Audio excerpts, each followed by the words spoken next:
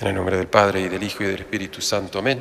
Queridos hermanos, esta es una fiesta de cielo, por supuesto, una fiesta que eleva nuestros corazones, nuestras mentes, pero es necesario que ella realmente, esta fiesta, esta verdad de fe, este dogma, sea ingerido, como decía el apóstol Santiago el domingo, ¿se acuerdan?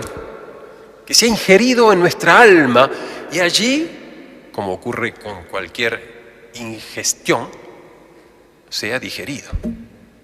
Es decir, es necesario meditar, necesario contemplar, recordar a menudo, y por eso cuando rezamos el rosario contemplamos el misterio, por ejemplo el segundo misterio, y pedimos un fruto, una gracia. Este dogma es muy importante, porque de lo contrario, o sea, si no vivimos de este dogma, es muy posible que vivamos de la tierra y no del cielo, como deberíamos. No es que yo diga que no haya que tener los pies en la tierra, No, cuidado. No. La oración del día es muy clara. Que vivamos con la mente, o sea, con el alma en el cielo, es decir, con nuestras aspiraciones, con nuestras intenciones, con nuestras finalidades. En definitiva, ¿qué es este dogma? ¿Qué nos dice el Catecismo de San Pío X sobre la ascensión del Señor? ¿Qué importa de esta ascensión? ¿Dónde está el cielo? Sí, los teólogos de la Edad Media discutían. Está más allá del firmamento, está más acá, ¿de qué materia está compuesto? ¿Están allí los santos, algunos sí, otros no? ¿Está Dios como está en todas partes? Cuestiones académicas. Pero ¿qué dice el Catecismo de esta verdad que ahora vamos a cantar? El sexto artículo del credo nos enseña que Jesucristo, 40 días después de su resurrección, en presencia de sus discípulos, lo acabamos de escuchar, San Lucas y San Marcos lo narran, subió por sí mismo al cielo y que siendo Dios, como Dios, igual al Padre en la gloria, fue como hombre, porque como Dios nunca dejó de estar en el cielo. Eso no lo podemos comprender, pero como hombre, por supuesto como Dios también, fue ensalzado sobre todos los ángeles y santos y constituido Señor de todas las cosas. Está sentado a la diestra de Dios Padre. Y después dice, ¿por qué subió Jesucristo al cielo? Jesucristo subió al cielo primero para tomar posesión de su reino, conquistado con su muerte, el reino de los cielos. Segundo, para prepararnos tronos de gloria, como Él lo prometió, para prepararnos un lugar. Y para ser nuestro medianero, o sea, mediador, y abogado cerca del Padre. Y tercero, para enviar el Espíritu Santo a sus apóstoles, como bien sabemos. Y por último, dice, explicadme las palabras, está sentado a la diestra de Dios Padre Todopoderoso. La palabra está sentado, como ustedes están sentados, las mismas palabras, no significa que nuestro Señor está sentado en el cielo. Por eso dice, las palabras está sentado significa la eterna y pacífica posesión que Jesucristo tiene de su gloria. Y la expresión a la diestra de Dios Padre quiere decir que ocupa el puesto de honor sobre todas las criaturas. ¿Podía haberse quedado Jesús en la tierra? ¿No se preguntaron nunca eso ustedes? Esos diálogos que había entre Jesús y los apóstoles, estaban tristes porque se iba. Seguramente le habrán dicho, ¿por qué te vas, Señor? No te vayas, quédate con nosotros. ¿Por qué no se quedó Jesús? Lo acabamos de explicar, algo dice, justamente decía el Catecismo, pero por supuesto podríamos decir, sí, podía haberse quedado, ¿no? Pero en realidad convenía que se fuera. Os conviene que yo me vaya. Vamos a ir contra la palabra de fe de la Sagrada Escritura.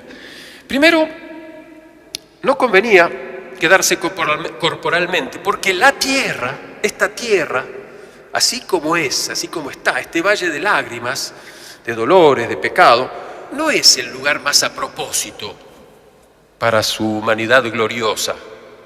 Él se quedaría en la Eucaristía corporalmente, pero eucarísticamente, milagrosamente, de otra manera. Para su cuerpo, el lugar de los cuerpos gloriosos es el cielo, los cielos. Padre nuestro que estás en los cielos, donde está Dios. Y en segundo lugar, no convenía porque subiendo al cielo, Jesús allí tomaba posesión de la gloria que merecía, que le mereció sus trabajos, su pasión, su muerte. ¡Oh, hombres necios! Ven como Jesús también a veces reprochaba. Hoy así empieza el Evangelio. Lo primero que hizo Jesús fue reprocharles por no haber creído. Y esto lo dijo a los discípulos de Maús, ¿se acuerdan? ¡Oh, hombres necios y duros de corazón, tardos de corazón para creer! O sea, entre otras cosas, creer también depende de nosotros. Podemos ser tardos, lerdos, perezosos para creer todo lo que han dicho los profetas. ¿No era necesario acaso que Cristo sufriese, o sea, padeciese, y así entrara en su gloria? Era necesario, pues, que entrara en su gloria. No debía quedarse aquí abajo. Y en tercer lugar, era necesario, o era conveniente que subiera al cielo, porque así convencía, y convencería siempre, durante todos los tiempos, a los que creían, a los que iban a creer, que su reino no era de este mundo, no era un reino material y mundano, como esperaban, y le preguntaron a último momento, estaba por subirse a los cielos, y todavía algunos discípulos estaban con ese mesianismo material, terrenal. ¿Cuándo vas a restaurar, Señor, el reino de Israel?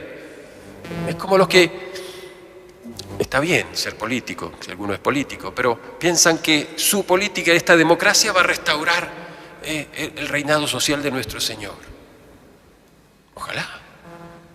Pero lo primero que tenemos que buscar precisamente es el reino de los cielos. El reino definitivo de nuestro Señor está en los cielos. Él es rey sobre este mundo, por supuesto. Y tenemos que buscar y luchar y trabajar por su reinado. En esta tierra, en este mundo, Él debe reinar, pero esta tierra se va a acabar, va a terminar. Y vosotros, les podría decir, Jesús nos podría decir, nos dice, vosotros estáis de paso hacia la casa de mi Padre. Y allí justamente Él vive rogando, interpelando pro nobis, dice San Pablo en la carta a los hebreos. Allí está sentado a la diestra de Dios. No fue a preparar un lugar. Pero nosotros sabemos, de todas maneras, que si bien se fue corporalmente, no se fue del todo. Se quedó con nosotros. Se quedó, aunque subió a los cielos, en la tierra por el Espíritu Santo. Una presencia espiritual, evidentemente. Este espíritu que pedimos, que rogamos, y que envió a su iglesia. Pero también se quedó precisamente en la Sagrada Eucaristía. Es su presencia corporal, cuerpo, sangre, alma y divinidad. Desde ese día en que cumplió su promesa de enviar el Espíritu Santo, el día de Pentecostés, allí su presencia real, la corporal, no eucarística, pero la corporal, es objeto de nuestra fe, su presencia real. Y para que tenga mérito justamente esta fe, bienaventurados los que vieron y creyeron, ¿cierto? Y creyeron.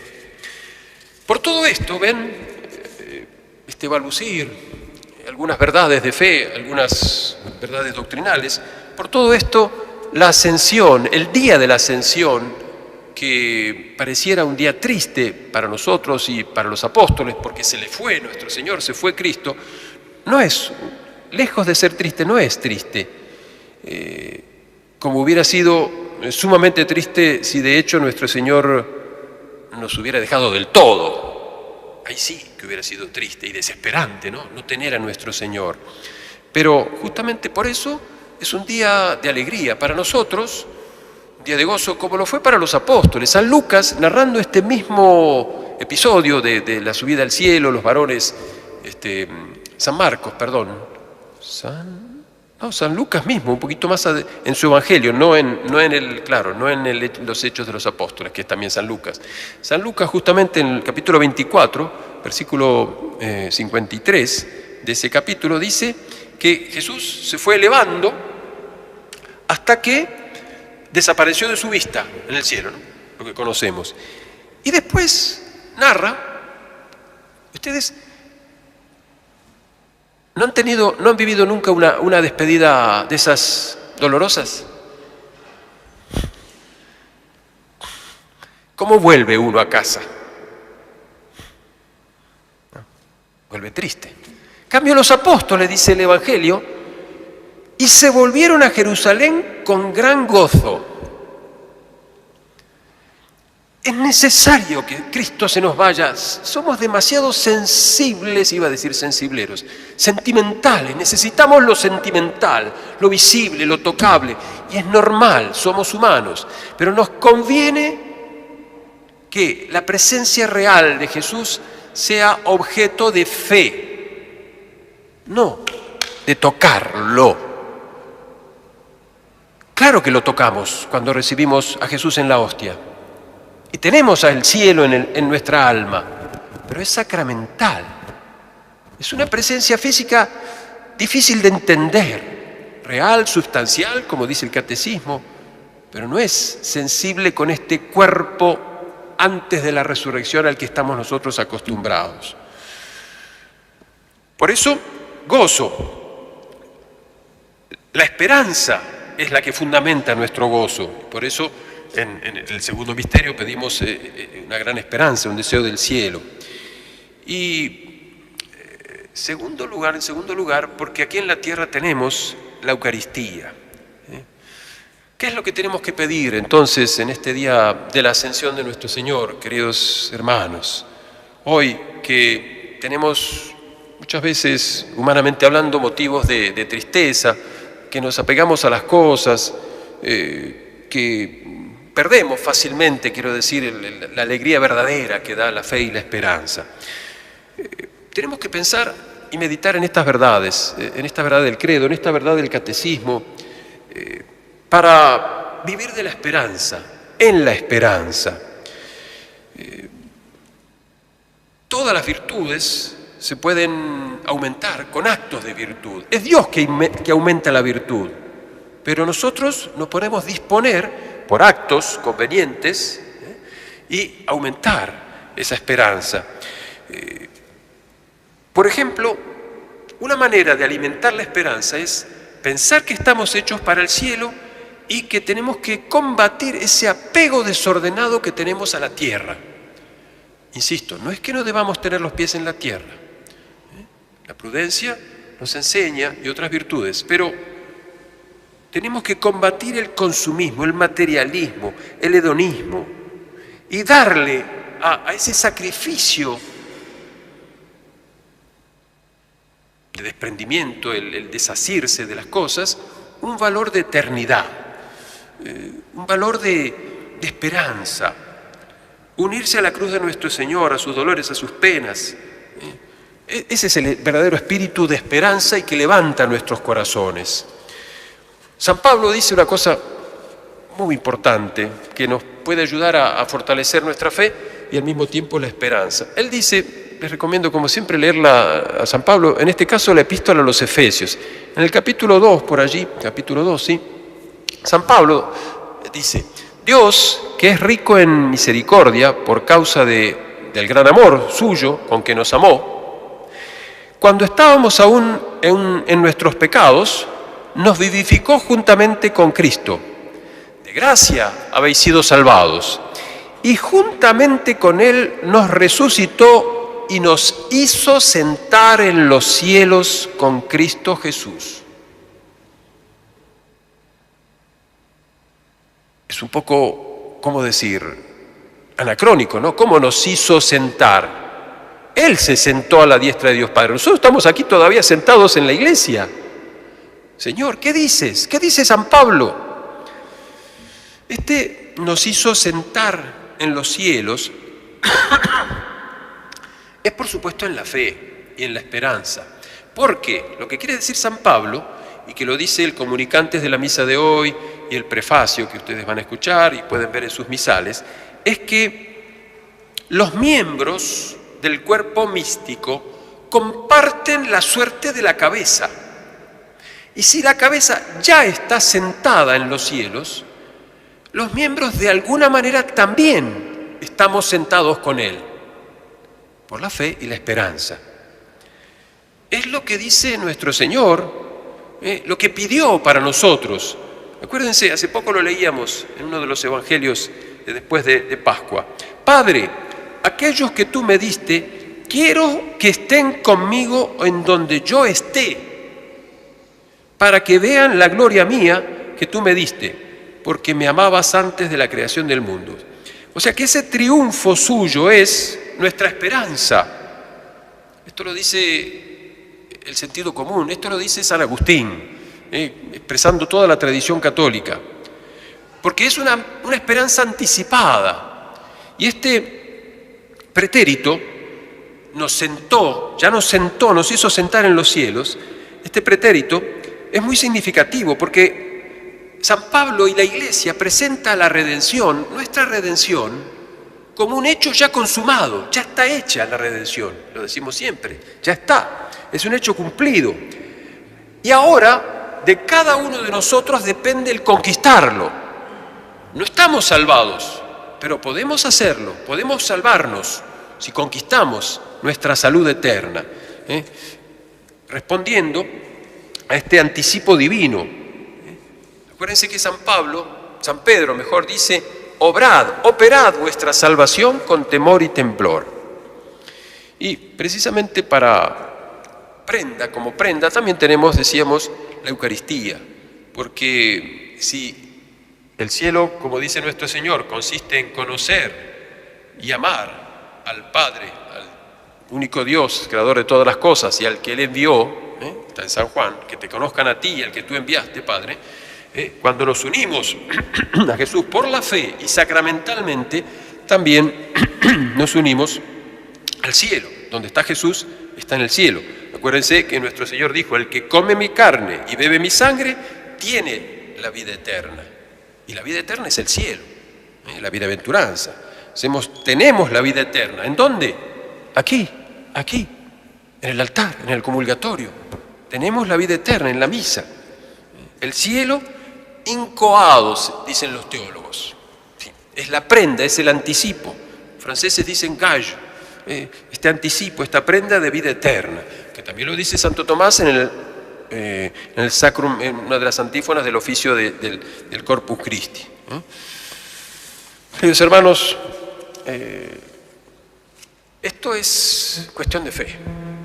Renovemos hoy nuestra fe, pero también nuestra esperanza, porque la Iglesia misma nos dice que en la Eucaristía, si bien la misa es la renovación esencialmente del sacrificio de la cruz, de una manera incruenta, también en la oración que sigue a la consagración, fíjense ustedes, un de memores, también conmemoramos, ofrecemos a tu excelsa majestad de tus propios dones, etcétera, en memoria de la Sagrada Pasión, de su resurrección de entre los muertos y también de la gloriosa ascensión en los cielos. Esto nos indica que por la cruz, por la Eucaristía, por la misa, tenemos el cielo en la tierra. Por eso podemos vencer al materialismo, podemos vencer todas las falsas tristezas y falsas alegrías del mundo y entramos en posesión del verdadero gozo en el cielo.